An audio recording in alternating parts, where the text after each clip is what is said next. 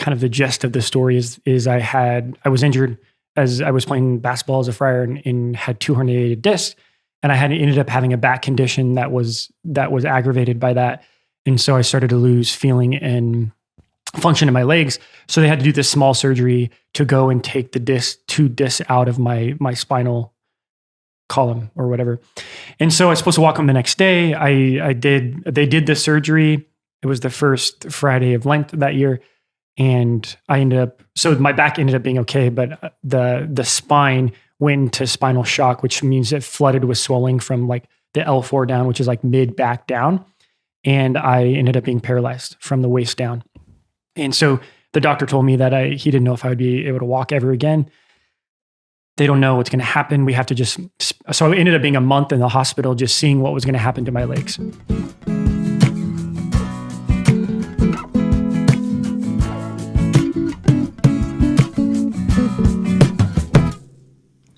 Poco a poco vamos a llegar. Somos peregrinos and you know that's who we are. We make our way. Hey everybody, I'm Father Mark Mary's Poco Podcast. And I'm Father Innocent. Father Angelo's here. I'm Brother Angelo and new. And welcome. Brother Angelo, welcome. Brother Angelo is visiting us from England, Bradford. Big city, beautiful Bradford. St. Pio Friary. That's right. For the Vocation Summit. How'd that go? Go team. Wow, unbelievable. Great. Thanks, Father Angelos. We had a great time. Tell us about the summit. It The kind of sounds yearly like summit, it sounds very important. Conventions are out, summits are in. But once a year, the vocation team gets together. Brother Angelo comes from Europe. Brother Diego comes from Central America. And then me and Father Gabriel Manuel. It's just great to get together. We have a good team dynamic. We're really working together a lot throughout the year. But once a year, it's always good to be in the same place, kind of talk about our work, talk about what God's doing, all the men he's sending us. And so we see some formation, and it was just good to be together. So thank God. And Brother Angelo's here because you're the regional vocation director. What do you call it? That sounds good. Yeah. I think does that sound right? That sounds right. Yeah, totally. And I have a feeling part of your favorite part of it is just walking with guys. Oh, yeah. Yeah. Yeah. Hearing their story, hearing what God's doing. Yeah. So do you remember Brother Angelo and I met the day before he moved to New York? Do you remember that? Oh, wow. For postulancy. Yeah. No. Yeah. I'm glad that's live. Yeah. Yeah. No, I don't remember you. Because I don't doubt that, because it was your going away party, and it's at Franciscan University. I'm just going there. I want to be a CFR, so everything CFR is on my radar. Wow. But so Brother Angelo is also a Franciscan grad, proud member of the Prodigal Sons. Yeah, that's right. And so do you remember it was a house called the Beehive? Do you remember this house? Did they have my Last Supper there? Yeah. Yeah. I remember that. That was amazing. So because I guess, I don't know, you graduated from there, you were somewhere else and you came through. Yep. And it was your last dinner. Yeah. On the way out to. A few of them were connected to the soccer program, and I was helping a bit over the summer. Yeah. So if anyone is from the Beehive, hello, we still remember you. Did you know that's what it was called? Well, it's funny because I live next door to the new Beehive in Bradford. What's the new Beehive? Yeah. Is it Steubenville people or is No connection? No connection. All right. And that's where a lot of our homeless get put up for a while. And it's a sketchy place. This was a different place. But the first place was sketchy too, though. The first Beehive. No, the first place was amazing. That was a great home. Yeah, it was a lot of fun. One of it was actually a bunch of girls lived there, but one of the brothers of the girls was in Electi Maria, was in the the pre-3 program with me, Sean Tobin, who's a doctor now. But we hung out there a lot, and then it was your little party. That's right. Last Supper. Look at you guys now. Look at us. I have an abundance of stories about you, and including your class, that you may remember some of them, you may not remember many of them. Brother Angelo is part of, who else was Father PT, Father Gabriel Manuel, Father Stephen, Father Malachi, Brother Isaiah. Brother Isaiah. And we came after them the year after. Right. So Father Innocent is a year ahead. That's right. Brother Angelo. Big brother. Then Brother Angelo, then our class. And your class had 17? Yeah. And you guys were crazy. Pretty. Let's just say that. You guys were crazy. Blessed. A little bit, this in a good way, a little bit feral. Do you know the word feral? No. Like a little bit undomesticated. Oh, like yeah. wild. Yeah. That sounds right. Did you just really use the word feral? feral? Thinking of a feral pig that needs Or like to a be put feral down. dog? Yeah. What context do you just- usually? I don't. Usually, it's a little bit mangy and kind of beat up. That's not what I mean it by. I mean it by Usually like. they need to be put down. I mean it by. I mean it by like. What's the word? A little Edgy. wild. Like you guys were wild and edgy. Wild. Unpredictable. fun. You guys were fun. You guys were definitely fun. dance parties, wrestling. Yeah. Father Malachi's in that class. Father Ashin. Yeah. I mean, it's Brother Andre. Brother Andre. But you seem to be kind of the central character in most of the stories that are really funny and kind of crazy. That's what I hear. I was just You're definitely a part of all Just those being stories. yourself. I was bro. just in formation. I need to go back into formation, I think. Do you remember? So this is what's funny because this happened before I was part of the community, but I've lived with your classmates over the years, and your guys' stories are the best.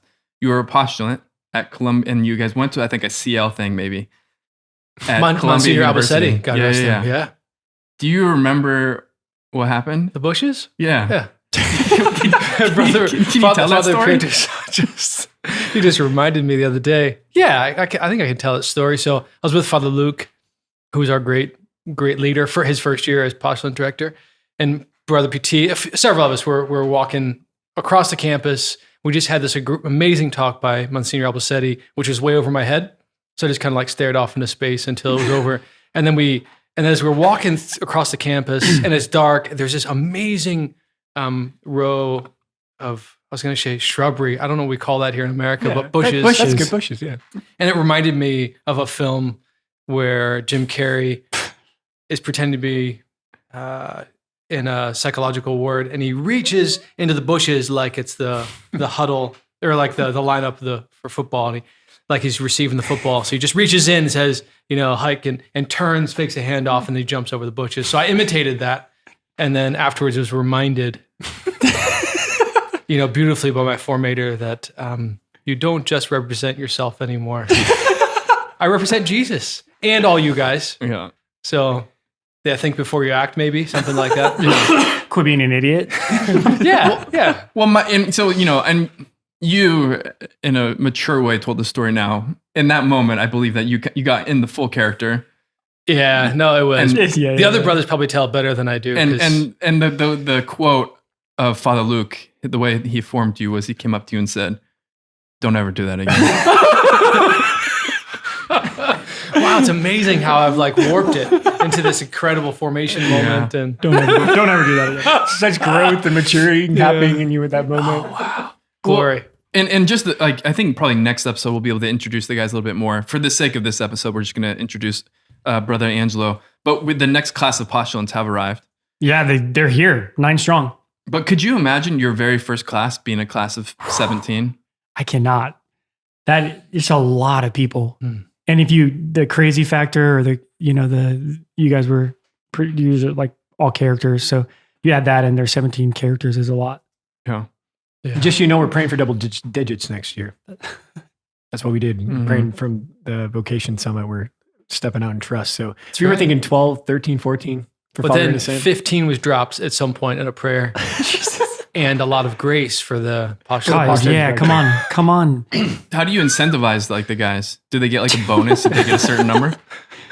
If they apply early, they get a bonus. I mean for your regional vocation directors. Oh, we're praying for 5 from Europe. And then Brother Diego just started a new formation program down there. A new, a missionary program to help out with their work with the orphanage down there. So it's a lot of fun. They have a couple Americans already going down there. Cool. Guys, we've sent them. So, but anyway, we're trying to step it up. We're not trying to step it up. We feel inspired that the Lord is asking us to step it up. Okay. Trust him. We're trying to trust. Speaking of trust. Yeah. The word on the street is if it's not double digits, we might have a new vocation director next year. Yeah, come on, dude. That's no fair. pressure. That's it's not about numbers. It's not about numbers. But if it's not double digits, we'll have. We'll be Brother Angelo, do you want to move back to the United States and be with us? Whoa. It's all about sons and relationships. Come Speaking on. of numbers. Help us, Lord.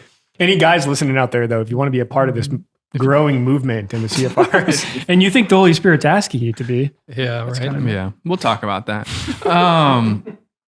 So quick housekeeping. First of all, everyone's recovering from some sort of, other than me right now, illness. These guys Can you show your cough drop container? I have my cough's been ongoing for about 8 years now. But it went away for a little bit. And I'm on new antihistamine kind of allergy stuff, so I think it's working. Okay. He's got his... But Father Innocent, on the other hand, is... I don't know what happened. We all got a virus when the Pashtuns got here. My heart was doing funny stuff. It wasn't COVID. You tested negative 3 times. 3 times in a period of 3 days. Yeah. So it wasn't COVID, but there's something knocked me out. Yeah. And you're feeling 90%? Well, you just got COVID 1 too. month later. Yeah, you got COVID. 1 month later, I was fatigued and mentally foggy yesterday. Praise God. Well, Are you mentally foggy right now? I'm so clear. you can tell. Very clear. Love it. It's good to have you. Father PT, it's going to be hard because they move their house meeting when we normally record. But we have a very strong, not Father PT, other friar podcaster, Brother Angelo. I have a feeling everyone's going to like strong him a lot. showing. So what's going to happen is they're going to be like, oh, we love Father PT. You can't trade Father PT. We love Brother Angelo. And so one of us is... I'm the next one out. All right. So just quick housekeeping, right? If we're still a few $100s behind on covering our budget. So if you want to donate to support the podcast, you can go to Poco. You can go to spiritjuice.org/Poco and help support the podcast. So thanks for that. And the video's on YouTube's channel. The video is on Spirit Juice's channel, which is on YouTube.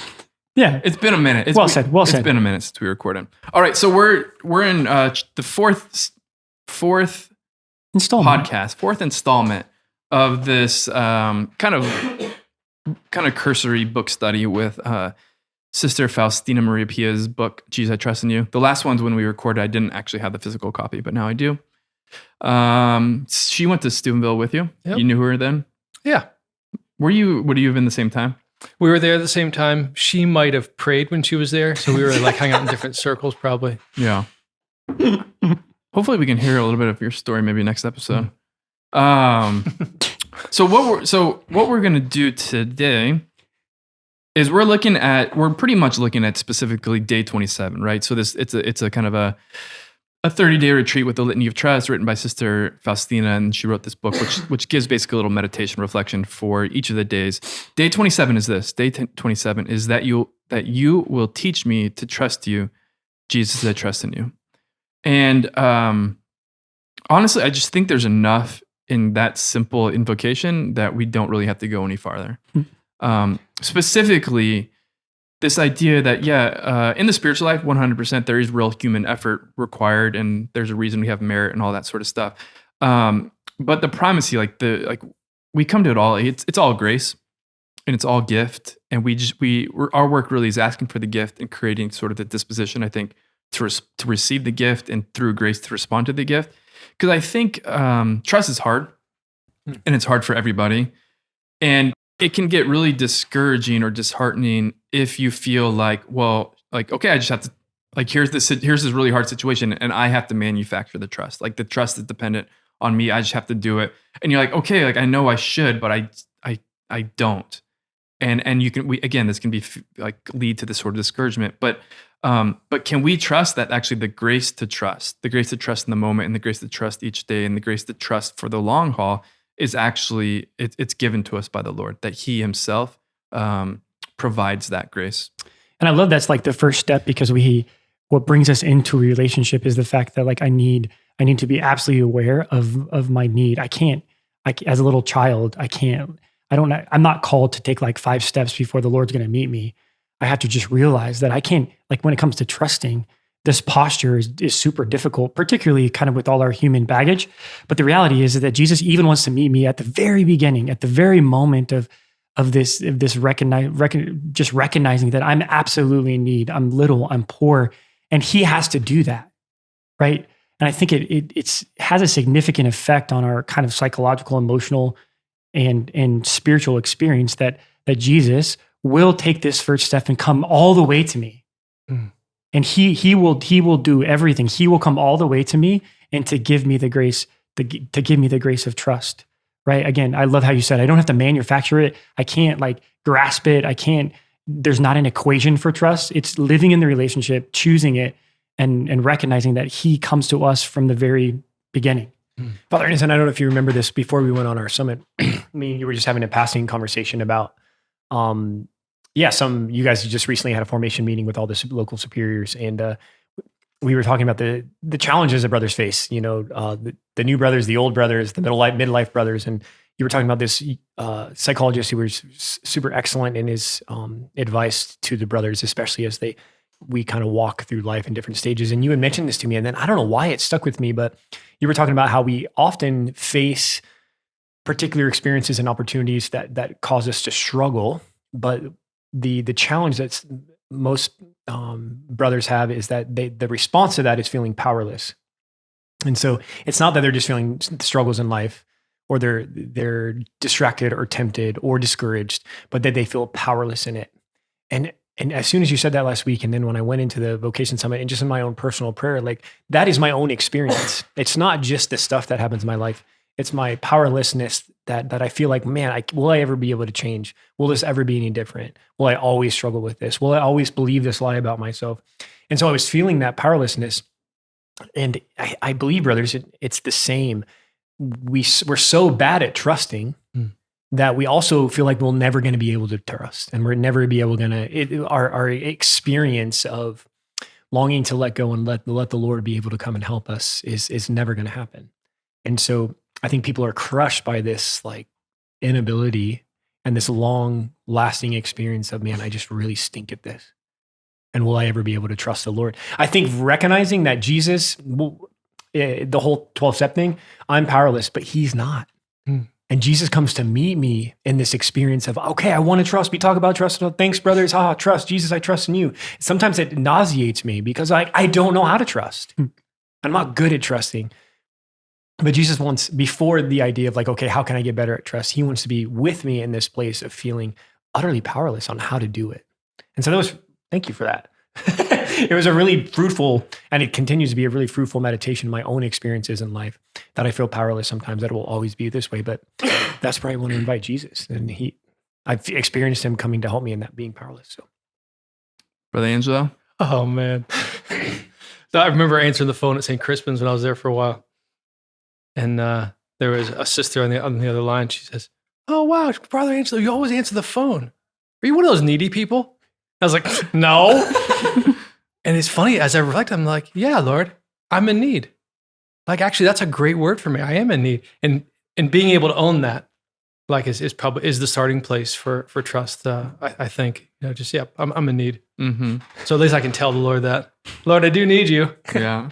That's a pretty bold word from that sister. Yeah, it was strong. Yeah. I have a strong feeling I know who it was. Yeah. Because there's not many who would talk like that. She's amazing. But we have a good friend who shoots us straight. So I think that's a great word, is when in trust, we do come needy to trust as well, in the sense that like we need help for it. But the good news is that the help is there. And so that's the lived experience. That's the reality. But if we stay there, like, and we don't kind of move our gaze and our confidence and our heart and our prayer to the fact that we have somebody who can provide for everything that we need, that's when we get in trouble, right? And like Father Angelo was talking about with the 12 steps, what the first one is, I'm powerless. I'm powerless over whatever particular behavior I have in my life. The second one is, but he's not. So I surrender my life. And the third one is, I surrender my life and will into his care. Yeah. So I'm powerless, he's not. And I surrender my life and will into his care. Those are the three foundational, set the foundation for the entire orientation of the 12 steps, which is really powerful. Yeah. And that, I think what's that book, Father Emmerich Voigt? What's it called? I think it's called the Spirituality of the 12 Steps, something like that. That might be a good one for us to check out. Maybe do a study on this. Can I add a thought to that? I have a book called Father Fred and the 12 Steps, and it's a Jesuit who just gives 12 straight talks on the 12 steps. Yeah. And it rocked me, and it was so wonderful. And he has this great story about the third step. Again, I will surrender my life and my will under the care of the Lord. That he not only used it for alcohol, but he used it for anything. So he was struggling with depression, and he felt the depression coming on, but he was in his room late at night. And he said that he would walk and pace around his room all night, and he would just repeat this, like, I'm powerless over this depression, but you aren't, Jesus. And in this moment, I surrender my life and will into your care. And those three things, he would just walk, for hours, he would walk around and it broke. And then he went to bed. I'm powerless over this oppression, but you are Jesus, and I surrender my life and my will into your care. Pacing his He also, Father Fred says, I can't, he can, and I got to let him. Wow. It's a really powerful tool. And I even use that in my prayer this morning. I was, again, kind of wrestling with this powerless stuff, just kind of recognizing that, Jesus, I'm powerless, but you're not. And I want to give you my life today. Was Father Fred, he's a real priest. Real priest. And he was in AA. Yep, he was in AA. And I wonder if, because AA has like the best sayings, because they're just so like real and like tried potent, by real stuff. But I wonder if I can't, he can, and I gotta let him. I wonder if that's a Father Fred original or a. Yeah, I think that's like probably a 12-step original, but or at least inspired by it. Yeah, like there's a novel called The Anonymous Disciple, and that's the story of Father Fred and his best friend, who are both Jesuit priests who both went through AA. And it's kind of it reads like a novel. It's really worth getting. It's a beautiful story. So here's kind of where I'm headed right now, right? Like you guys are a mess. We cough at the same time as well. You guys are coughing. You got your electrolyte stew. He's got his like cup full of what do you have? A cup full of cough drops. What do you have? I got this is Relive. My mom sells these vitamins. And if she noticed it out there, she'd be so happy. Oh, that's wonderful. We're a mess, bro. We are a mess. I'm so poor. Brother Angelo, I'm a poor man. Bro, we're in need. Yeah. We just claim the grace and the mercy of Jesus right here for us. Yeah. We're in it. This is just, it's like a very like a fittingly feels like a Franciscan thing. Like everyone's kind of beat up on the side of the road, but you're pressing forward. You got your vitamins. You got each other. Can I just interrupt you and say cool coasters? Yeah. A very kind listener who has a 3D printer. Wow. Of the goodness of his heart made us some Poco custom coasters. So we're rocking those right now. All right. So the name of the book is Jesus, I Trust in You, right? And I think it's super well known. Of course, like the Divine Mercy image, the popular one, all has Jesus, I Trust in You at the bottom of it. But again, this is the good news, but this is also like the encouragement is it's Jesus, I trust in you, like not I trust in me and my ability to trust in you, or I trust in, it really is this radical surrender and this radical, like, okay, like here's this thing, I surrender, I'm powerless over it, I can't do it, but I trust in you and I surrender to your will. So I don't know, it's like, my trusting in Jesus, like my capacity to say, Jesus, I trust in you is I trust in you, Jesus, for me to actually say that with my heart, my lips, and live it with my life. The reality that we're in relationship with Jesus allows us to recognize that we trust a person. It's not the kind of an abstract trust. But often I find in encouraging people to grow in trust, it's this notion that I'm in relationship with Jesus. And the question is he worthy of my trust? And how do I grow in understanding that or experiencing that? And so the proposal is that Jesus is good to me, and he's good to me consistently, and he's good to me every day. He cares for me every day. He brings people into my life. He breaks into situations and experiences and allows me to have concrete experiences of his mercy and goodness in my life. And if I'm living aware enough to look at that and see that goodness, then in that relationship, I'm able to recognize that, wow, Jesus is good to me, therefore, and he's good to me over and over again, consistently. And therefore, like, what am I trusting? Well, I'm trusting him pursuing me right now. I'm trusting him being good to me right now. And I'm trusting him looking back over my entire day of all the many ways he shows up and he looks at me. He has mercy on me and he cares for me. I think it's like this active, like, oh yeah, I trust Jesus because I'm in a relationship with him. But how does that manifest itself in my life? Well, moments of his goodness. And so when I can see that, then I start to grow in things, concrete things that allow me to actually, in the moment, invite me to trust. Mm-hmm. I think our Christian experience can't remain abstract. Like, oh, I just go through my day and these things, it's like a series of events that just kind of happen, right? But if Jesus is real and we live in in this relationship, he's actually caring for me at every moment. And if we can engage our hearts to recognize there actually is a person looking back at me, like in my moments of struggle and the struggle to trust and anxiety, that's a big one for myself, for postulants, for the people who are anxious about life and our own vocations and our own woundedness or whatever that looks like. But if I can trust that there's actually a person at every single moment of the day that is looking back at me, the Father, our Lord, Our Lady, right? Like there's a real person looking back at me. Then I don't have to live my life and my experiences disjointed from that. I can fight for the truth that Jesus is actually there. He sees me, he's attentive, and he's going to help me trust. Like I think we're going to talk about it, but I love that. Like he actually invites me through concrete experiences of my day to see him and to trust in him. Our circumstances, our lives, our vocations are actually a school for this, because after this podcast, we're going to continue with our day. And I have a Poshland House meeting or a meeting with the Poshlands. Like these are opportunities for me to enter into trust, because I have to give a class. I have no idea what I'm going to give that class on.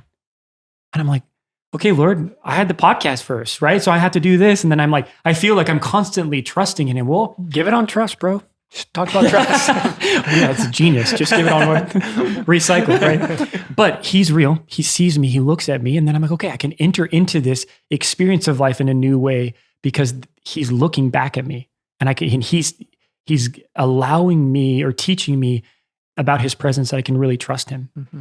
Brother Angelo, in just a second, I'll kick it over to you for anything you want to say, but also maybe to share a little bit of kind of you're sharing about the kind of the identity on the retreat, Father Joseph, things like that.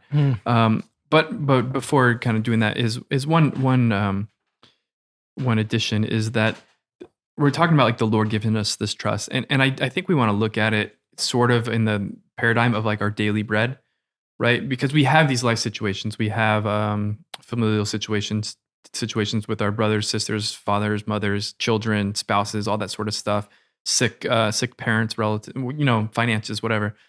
And we're kind of like, okay, we're looking at the whole thing. We kind of look at the whole trajectory. And it's like, okay, like how am I going to trust Jesus with this whole thing? But I think that he gives us the grace, the trust, like as daily bread, right? He's given us the grace for today. He's given us the grace, like, and it's one day at a time, and it's continually asking him for that grace and the wisdom and the guidance and the strength to keep making that next best step. And I don't think really like the grace radically comes to trust Jesus with everything at once, but it's food for the journey. But I love that. Poco a poco. Yeah, absolutely. Father Glenn, yesterday, somebody asked me how the podcast is going. And Father Glenn, I was like, yeah, it's going good. Father Glenn's like, yeah, it's going poco a poco, little by little. I was like, that's a good answer. That's a good, Father. Yeah, all these little things. So each time something comes up to me in the day to be able to, but it's great because that's in every relationship, in every human relationship. I don't just trust you. My spiritual father will say that it's built in time, isn't it?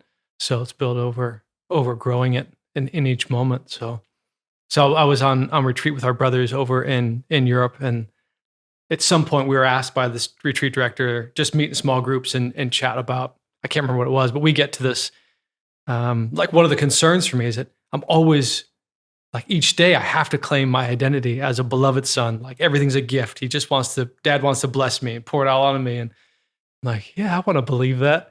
So I asked one of my big brothers there, and I asked Father Joe, I'm like, I wonder if there's something wrong with me. I'm always having to do this work. He's like, bro, it's like every day, all day. But then you also have to you have to step into it. I am this beloved son. He does give me everything. So now how do I act? I can't just think it, but then it has to become manifest somehow. Mm-hmm. And I think that's part two of what's sort of implicitly being said by in this sister Faustina's invocation. All right, so I Jesus, I trust that you will teach me that you're going to give me the grace, but also that there's a pedagogical aspect, there's a teaching aspect of it. And how does Jesus teach us to trust? It is going to be by making stuff happen. It's going to be invitations in our day to actually trust him with stuff. And the twofold part of this is, maybe we'll just say one, is that we really want to lean into the little moments to trust, right? Because these essentially, like, these are giving us some of the food that we need, like, to trust Jesus with the little stuff so that we can trust him with the big stuff. And not just to be like, okay, like, I'm not going to trust you. Well, yeah, not to think that we can trust Jesus with the big stuff if we're not willing to sort of grow and trusting him with the little daily stuff that happens. We had a psychologist psychologist friend recently helping with formation, and she had this great line, and I think we're all kind of alluding to it, but how can we live this better is that we need to be called out by good people in our life that care about us, and just like straightforward when we're exhibiting behavior that appears that we don't trust. And I just need someone to call me out like, hey bro, just so you know, I'm with you in this, but this is you not trusting God. Like I just need, like when I'm freaking about vocations, all right, Angelus, time out. I'm with you. We're going to keep praying through this. We're going to keep doing what work, but this is you not trusting. And I just need you to know that. And it was so beautiful. It was like this clear gift of communion, gift of relationship, gift of brotherhood. I need people to call me out on that. I mean, I think in professional religious life, or when you've been following the Lord over a long period of time, we can kind of settle. And so like we can get away with behavior that you would never encourage someone else to do, or ways that we don't trust, or ways we don't hope in the Lord. And so I just think it's awesome. I was like, I need someone in my life to concretely say, stop, like, just so you know, this is you not trusting, and how that can manifest. And I need to be called out. We all know Father Joe Fitzgerald. He's been a good friend of the friars, and he's one of the spiritual formators for the postulants and novices. And we're on a walk at spiritual direction school, and I was kind of sharing my heart, and it was kind of going through some struggles. And he's just a good friend and a good father. And he's like, it's like, bro, why are you acting like an orphan? And it just like hit me. I'm like, I needed someone to be like, why are you acting like that? Like, and then he proceeded to bless me in my sonship. Like, bro, don't act like an orphan, bro. You know you're loved. You know the Father's gonna care for you. But he's just like, what's going on there? I was like, and again, it's just the honesty to be like, I need someone to help me realize when I don't trust or I'm struggling to trust. And I think the thing that's kind of again, we've been alluding to is that don't be afraid to suffer this, right? It's just like, it's okay to be honest. And like with that experience for Father Joe, like, yeah, I wasn't trusting, and I don't need to freak out. I don't need to hate myself. I don't need to like, just again, make it all about me, but just recognize it's something that we kind of suffer, and just like, okay, like this is real. And I'm not going to be afraid. And tomorrow or the rest of the day, the Lord's going to give me opportunities to practice. And you might have a tough day. It's okay, right? But I think to suffer it well, we will grow in trust as the Lord cares for us in like the moments, or like the daily bread. Mm-hmm. You got anything? All right. One Father Innocent. It's good. Because there's kind of what he does. Yeah. Yeah. There's like a. I did and then I didn't. I was like, oh yeah, it's gone. Because we kind of worked out like a natural like flow, but you know. I'm not in the flow, bro. Yeah, but you are in the flow. I have to like more. I want to explicitly invite you, incorporate. Thank you. Yeah, you still didn't come. Yeah, no, I did actually. Come on, man. Even the little things that I like. I don't want to keep struggling with this same. Like how about all the addictions that are out there? How many people that are suffering in the same sin over and over again? But just to talk to the Lord about it, to have to sit in it and be like, Lord, I don't like this, and just to be with him in that, like going for a walk with Father Joe, and just throwing it all out there and be like, I want this to be different. He's like, yeah, but we're working on something. Oh, okay, great. So I'll keep struggling.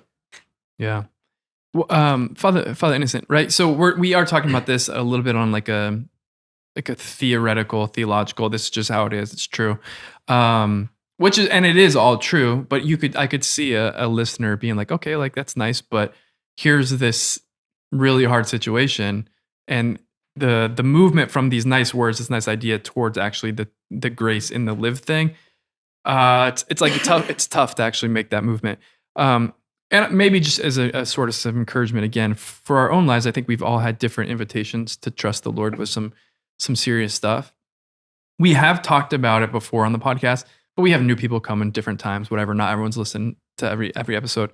Well, I think one of the best of our own situations that I'm aware of, the best invitation to trust is Father Innocent, 24-year-old Father Innocent who wakes up not being able to walk.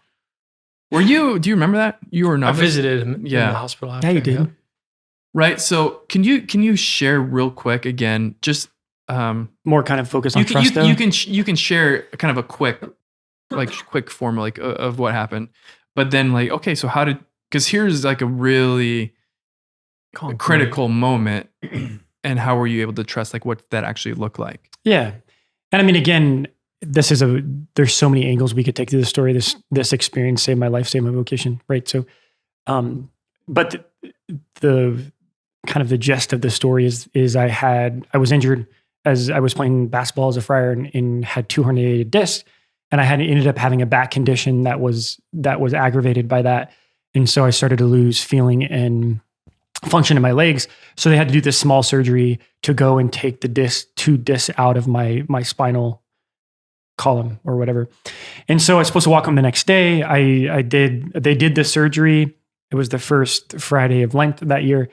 And so my back ended up being okay, but the spine went into spinal shock, which means it flooded with swelling from like the L4 down, which is like mid back down. And I ended up being paralyzed from the waist down. And so the doctor told me that he didn't know if I would be able to walk ever again. They don't know what's going to happen. We have to so it ended up being a month in the hospital, just seeing what was going to happen to my legs. Through God's providence and his care for me, from like moving my big toe all the way up to my waist, and I ended up being able to walk again. But it took about 9 months to learn how to walk again and get strength back. And so that was that. So that moment of being in the hospital, of waking up paralyzed, and a doctor telling you at 24 years old that you might not ever walk again, this experience kind of flashes through your mind of what life would be like. Our superior told me within the past couple of years that if I wouldn't have walked, or I was paralyzed, I probably couldn't have made final vows. Right. So that perspective was like, whoa, like it just kind of shocked me kind of into this kind of just understanding like, whoa, Lord, what are you doing here? This was a big moment. Right. And I would say a couple things in my own experience of Jesus's care for me and the Father's care for me. He had to get me to this place of poverty, of letting go of everything that I could hold on to myself, including my gifts, right? My own body, my own ability to walk into, like I was super insecure inside, and didn't feel loved and accepted. I didn't know that I was a beloved son. And so I was earning it and I was forcing it, and I was going to be this great friar, and I was going to prove to everybody, and I was living like this. And it did look good on the outside. I hope that doesn't sound prideful, but like you can make it look good, right? But inside I was just a scared little kid who had no idea who he was. And I didn't trust in the Father. I didn't know who I was. There was an absolute identity crisis. So everything is taken away. Like everything is taken away. I'm in the hospital all by myself, no habit, no chapel, no brothers. They're calling me by my baptismal name because the insurance read that whole thing. So that was like a real spiritual moment where, I wasn't even called by my religious name. I was just so poor. I'd never felt so poor in my life. I can't go to the bathroom. I can't get up by myself. I can't clothe myself. I can't like move.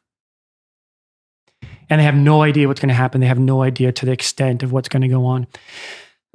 And a couple of things happened, and they saved my life. Is that I was so poor that I had this posture of realizing that I was absolutely helpless and I could do nothing by myself. And so I cried out a prayer that I had never cried out before. Like, Jesus, you have to come. Like, Jesus, you have to come save me. Like, what? Like, why? What's going on? Like, you have my attention. Like, I was so poor, and I cried out to the Lord like I had never cried out before. And what I say in my context of this story is that in my conversion is that he came. And I experienced the presence of the Father and the presence of Jesus like I'd never experienced before. And for the first time in my life, I just experienced the unconditional love of the Father, that he was real and Jesus was real and they loved me and I belonged to him. And I wasn't loved because I was good at being a friar. I wasn't loved because I had a lot of gifts or I was good looking I wasn't loved for anything but the fact that I belonged to him and I was a son. And that in my poorest moment, the Father came and Jesus came and broke through all of that stuff. And so encountering him in a new way, I've began to experience life in a new way. And I was like, whoa, like I don't have to rely on myself. I can let go. I can just be real and open and just be like, just to bare my heart to you. And I don't have to be afraid, right? And that relationship, that breaking in of God in my life and this unconditional love allowed me to trust him like I've never trusted before. Right. And so this moment happens and he breaks in, and then what like it took me 9 months to figure out how to walk again. I was in a month in the hospital. They didn't know, but people asked me like, were you afraid? Like, did you get angry? And guys, like, I'm not being pious, but because this happened, this breakthrough of God in my life and his unconditional love for me, there was never a question in my mind. Like, I didn't even think about what's going to happen. Am I going to walk or what I'm going to do? Like, I was living in his presence in a new way. And I think it allowed me to trust radically, like I've never trusted before. Like, okay, like all I want is you. And so it's just his presence changed everything. But I had to, every single day, I had a moment. Okay, like I trust you. And I got up the next day and I knew he was there. Like the Father was looking at me. Jesus was with me, and I trusted in that. The brothers came every single day and brought me Jesus. And when they couldn't come, a Eucharistic minister from the local parish came. And Jesus came to me and he's just like, I'm here and I love you. And he just kind of rebuilt my heart from that place. But it was from the act of trust in the daily act of trust, but it was in concrete experiences of the brothers coming to visit me. The brothers were incredible. They were like, the brothers on the stretcher that took me to Jesus. I just felt like that they were just carrying me through that. The doctors, the nurses, the physical therapists, like every movement, every step, it was like this moment of like, hey, I'm with you. Let's just take one more step. And I was like, okay, like I trust that. This is what's happening right now. One step today. Like literally, that would be the days. Like Brother Innocent, we're going for one step today. I'm like, I'm in, right? Little by little. Like that was it. Right. So that's all just to say there's a great spiritual reality of trust. But what it looked like in the day-to-day was the brothers coming to me and just calling it, like taking care of me. Jesus coming to me in the Eucharist, the little by little steps of doing everything like every part of the day was just little inch by inch, and God changed my heart. And then 9 months later, I took off the crutches and took off the braces, and I was able to walk. Right. So I guess that's beautiful. Thanks, Father Innocent. But one of my favorite parts about the story, it's just like, you can't like fake trust in that situation. You know what I mean? Like, it's just like, okay, like that's just, this is a very difficult moment, And what I love to say is that there was no like voice from heaven. There was no like the heavens didn't open. There was a grace to know Jesus's presence, and he followed that up by these small things that helped me trust. Right? It wasn't flashy, but I had to practice. You just practice every moment, and probably to some degree, right? Like, for the Lord to get you where He wanted you to go in knowing His trustworthiness. This was the necessary journey, right? Yeah. Stubborn, like be dramatic. Yeah, like if you want to make that journey from like slavery to the promised land, there's a moment where you're going to be on the shore of what is it, the Nile River, and it's like, all right, Lord, you sent me to this place. I got these guys who chasing me on their chariots, and I got this huge body of water in front of me, and I'm supposed to go through it, and I can't. It's like okay, I'm Lord, helpless. like, I can't do anything. And so I just to ask for that grace. And again, this has to come from the Lord, right? So it's hope in a naturally seemingly hopeless situation. It's the ability to trust when, it seems like whatever the thing is, like it's broken beyond repair. And it's like, okay, Lord, I've got nothing. I've got no other options. I trust in you. And I've experienced this in my own life, is when we really cry out from like conviction in this place, like, Lord, I really need you. That he really, I think he really loves that prayer, and he responds to it really quickly. I just, in my own vocation, there was like back in the day, I just remember like, Lord, there's this relationship, I got to give it up. I can't do it. Lord, help me. And it was like, boom, he answered that prayer. And again, one of my favorites is, Lord, like basically it's this, Lord, I give you permission to take what I'm not strong enough to give. And some of that is like with trust, like, oh, Lord, I ask you to give me the grace of trust where I'm like not strong enough to do it myself, And I really believe the Lord, that type of prayer has a special heart or special place in His heart. Father A, you got anything here? Yeah, just one final thought. I was thinking a couple weeks ago, we just got done, actually last month now, it's been a while, just got done with our postulant retreat. They all went on retreat first couple weeks, and it was the last day. We were getting, the cars were loaded. Father Innocent, we were talking about being in a relationship with God and claiming our identity as sons. That was the whole theme of the retreat for 2 weeks. And Father Innocent, before we all get in the cars to come back, he said, okay, brothers, when you get home, you've all experienced tremendous grace on this retreat. You're establish yourself in your relationship with the Father and really kind of starting to claim the gifts of being sons. But when you go home, I need you to go to the chapel, do this, and go to your cell and do this. I need you to kneel down and say, I now place my entire year in this relationship with the Father and the Son and the Holy Spirit. And then go to your cell and kneel down in front of whatever image you have in your cell and choose that relationship. We're going to start it all together and everybody's going to do it. That was just profound for me, because isn't that because I'm in a living relationship with Jesus, because it's alive, and because I go to my cell and claim once again, Jesus, I'm in a relationship with you. And therefore I can trust you. It's just this beautiful, we have to do it. How many times a day I need to go back to my cell, kneel in front of the icon and say, Jesus, I'm in a relationship with you. And it's alive and it's living. There's active grace involved in this relationship. And therefore that's what allows me to trust you. So it's just this beautiful opportunity, just it's real. You have to want it, and you have to claim it, and you have to own it, and say, this relationship is the most important relationship with my life. And I trust you, Lord. So, I'm going to kick it over to you in a second, Brother Angelo. We'll come back. That was Father Innocent who said that. Yeah. Maybe to close, if you want to just expand upon that a little bit and kind of invite our listener to do it in a way which applies to them. Yeah. Anything? Yeah, I'm thinking of the Jesus is the teacher, and we have a good teacher. He wants to grow us. He wants to teach us. And I think of a trainer, maybe more. I love the coaching image of Jesus. He wants to grow us in this, but he has to let us end up in these places too that I don't want to be in, where I have to trust, but so that I can choose him again, so he can grow me into this place.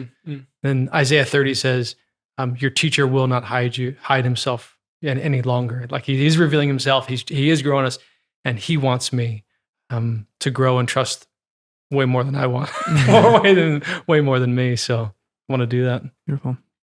So you want to bring us home here? Yeah, I would love to, and just maybe invite our listeners to prayer. So we know, brothers, that our relationship with Jesus is a living relationship, and this trust happens in this. Jesus is alive, and I always say this, but he sees you, and he's attentive, and he knows your heart.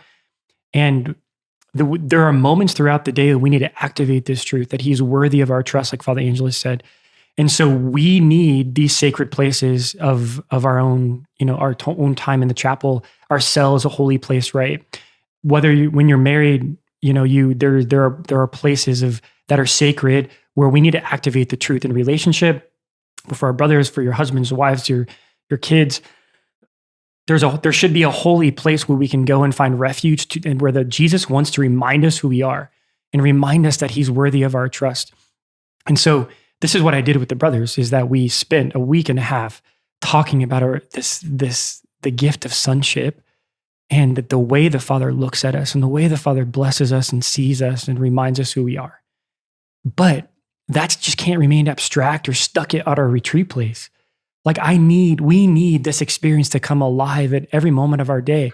Every time we walk into our cell for meditation hour, this place has to opens up of a deep, trusting relationship with Jesus. When we kneel before the Eucharist, when you go to chapel, adoration, mass, when parents pray with their children, or husband and wife pray together, or college students, or whatever experience you have that engages your heart with the living Jesus, we need to constantly do this throughout the day to activate the truth. And so this is what I invited them to do, is that I want the chapel to become that place. Every time we walk in, we see Jesus, and he's worthy of our trust, and we can receive that and live in that truth. Every time we kneel in our cell, this is happening.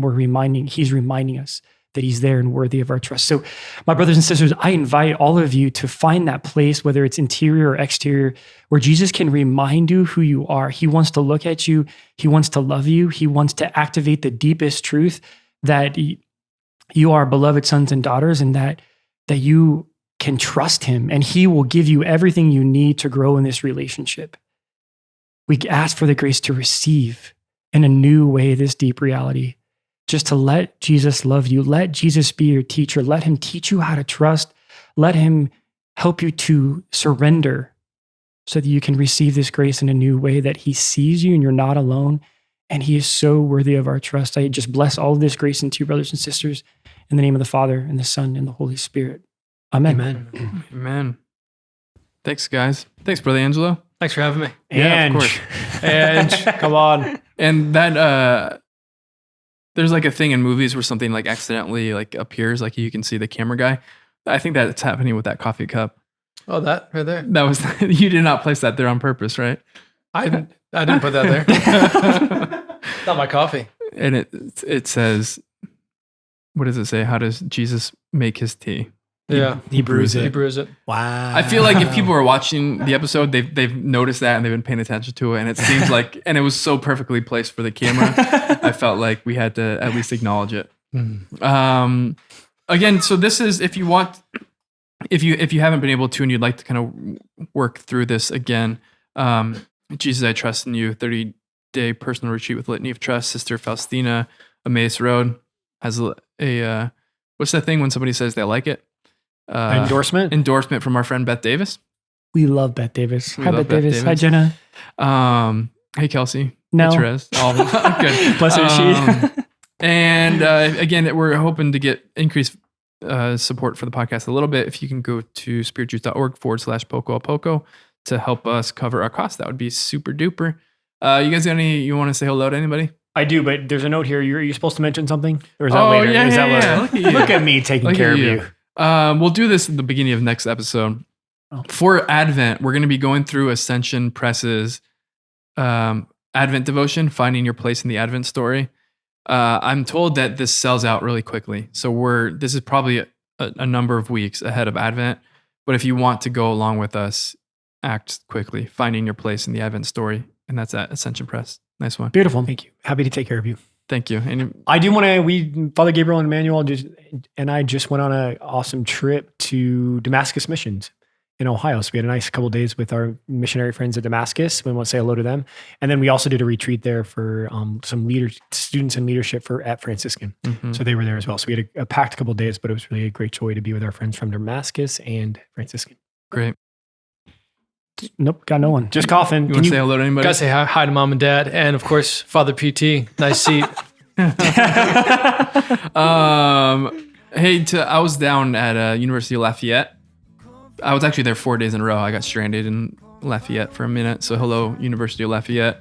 I think one of the standout fans was Peyton. Peyton, if you are listening to this, I know that you'll enjoy the shout out. And what's up to the missionaries out there. And that's good for today. Awesome. Sweet.